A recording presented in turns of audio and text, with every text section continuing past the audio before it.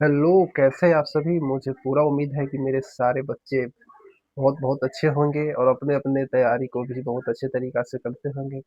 Welcome to my YouTube channel Hindi learning point.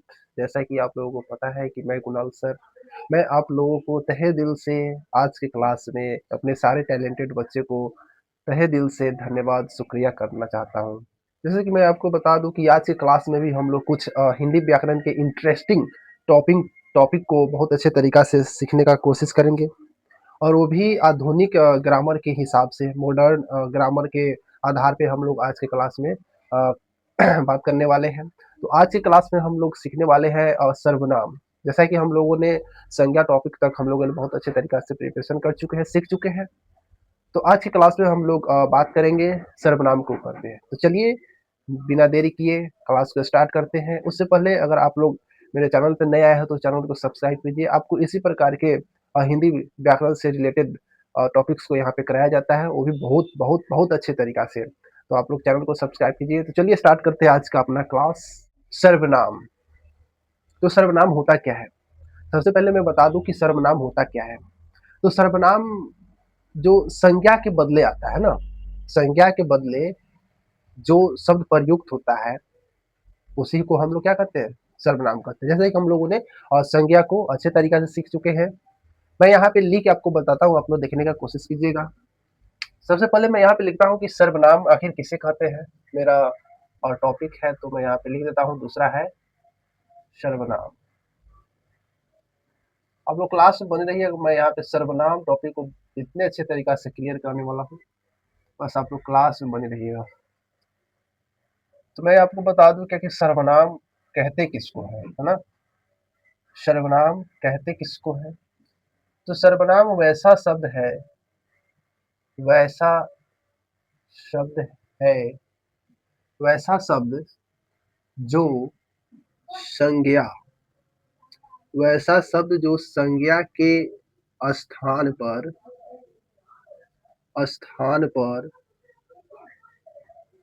प्रयुक्त होता है, जिसे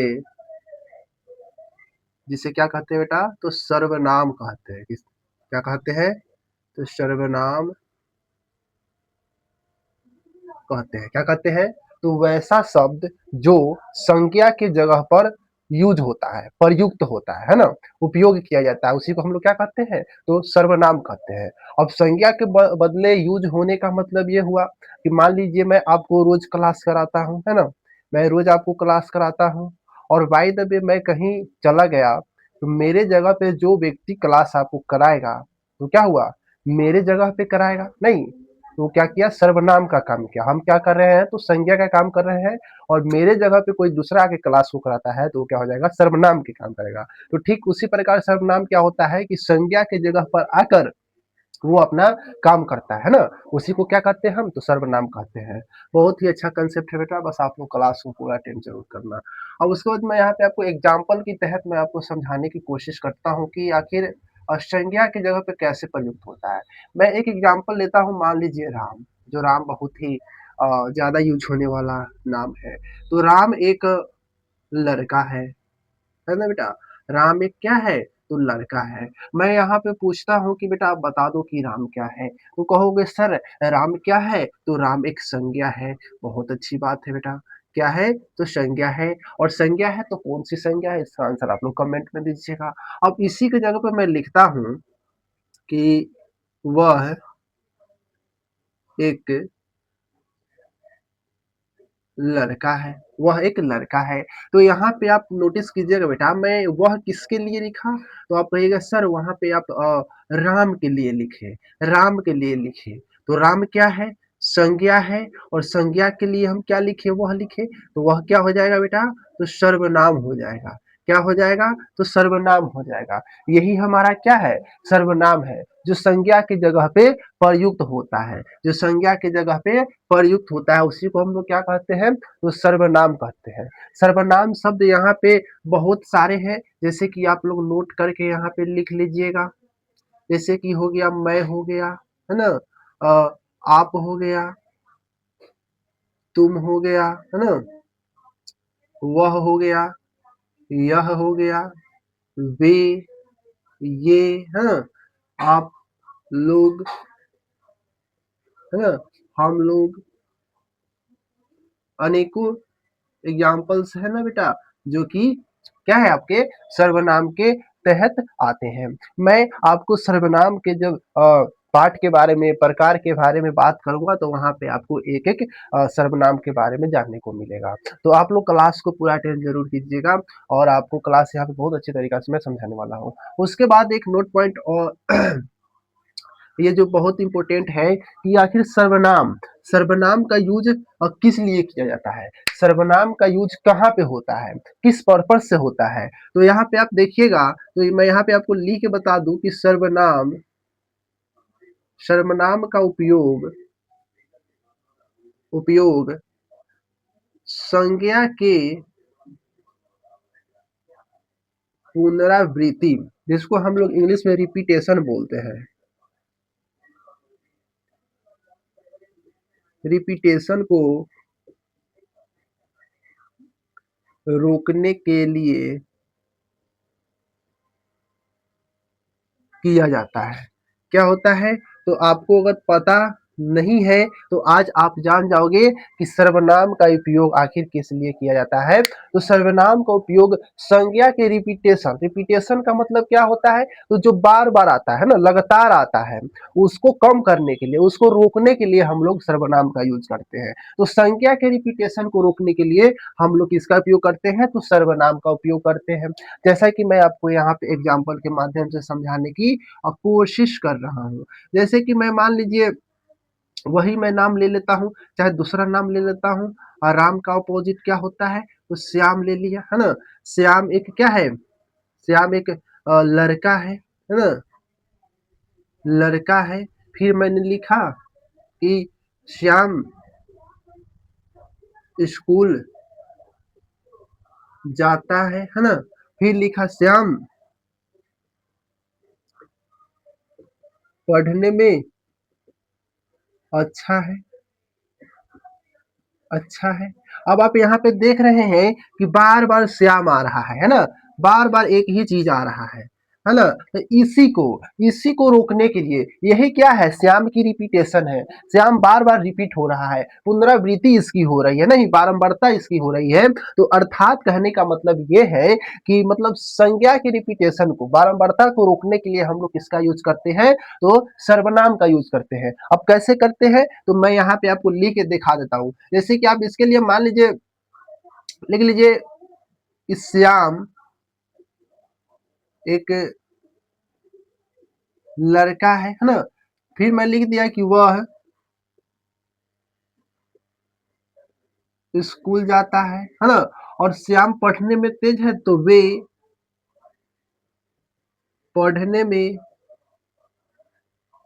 अच्छा है ना। तो क्या हुआ, यहाँ पे मैंने वह, वे, ये जो दो शब्द मैंने लिया किसके रोकने के लिए, तो श्याम को, श्याम अर्थात संज्ञा को रोकने के लिए, उसपे लगाम लगाने के लिए मैंने किसका यूज किया, तो सर्वनाम का यूज किया। किसका किया बेटा, तो सर्वनाम का यूज मैंने किया, है ना।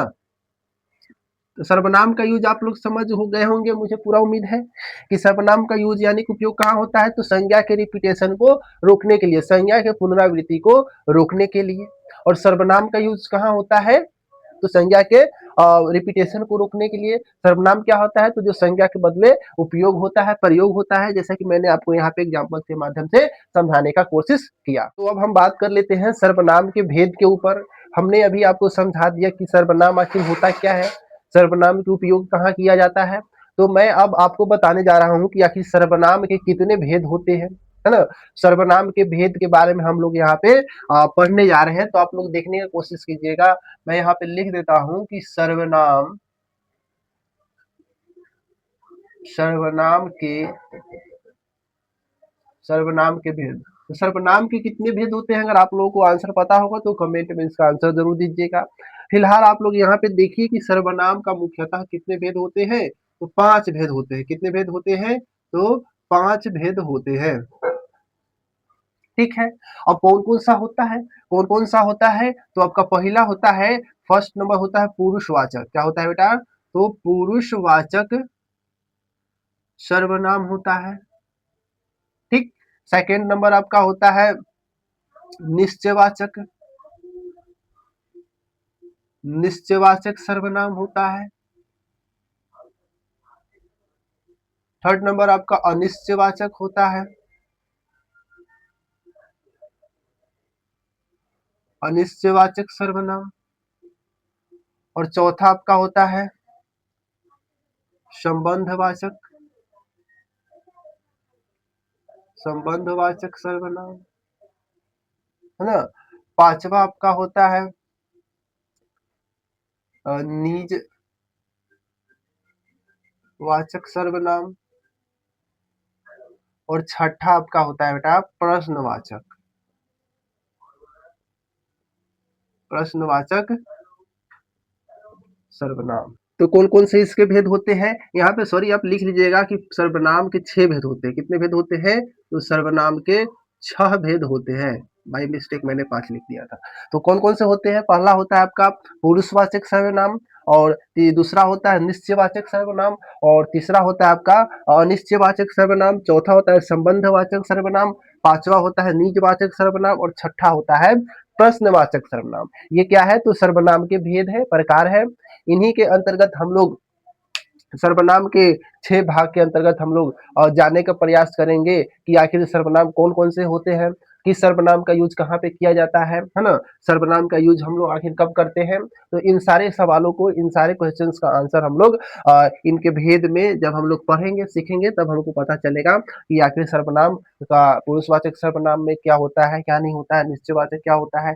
यानी कि इन 6 प्रकार के बारे में हम लोग बहुत अच्छे तरीका से समझेंगे, जानेंगे। मैं इस क्लास के जरिए, सर्वनाम क्लास के जरिए मैं आपको सर्वनाम को इतने अच्छे तरीका से कवर करा के दूंगा जो कि आपको कहीं भी नहीं देखने को मिलेगा। एकदम आधुनिक ग्रामर के बेस पे मैं आपको यहाँ पे सिखाने का काम करता हूँ। मैं आपको रटवाने का काम नहीं, सिखाने का काम करूंगा। तो आप लोग से रिक्वेस्ट है कि आप लोग इस चैनल को ज्यादा से ज्यादा सपोर्ट करें, और इस चैनल के थ्रू अपनी हिंदी ग्रामर को बहुत अच्छे तरीका से डेवलप करें। तो मैं आपको बता दूं कि इस क्लास के अलावा जो नेक्स्ट क्लास होने वाला उसको आप लोग जरूर अटेंड कीजिएगा, क्योंकि मेन मेन जो है ना वही प्रकार में है। भेद के अंतर्गत, सर्वनाम के भेद के अंतर्गत क्या क्या होता है उसको हमको सीखना है, क्योंकि उसी से क्वेश्चन हमारा एग्जाम में बनता है। तो आप लोग उन क्लास को लेना मत भूलिएगा। तो मिलते हैं फिर इसी प्रकार के टॉपिक पे। तब तक के लिए bye bye, take care, good night, धन्यवाद।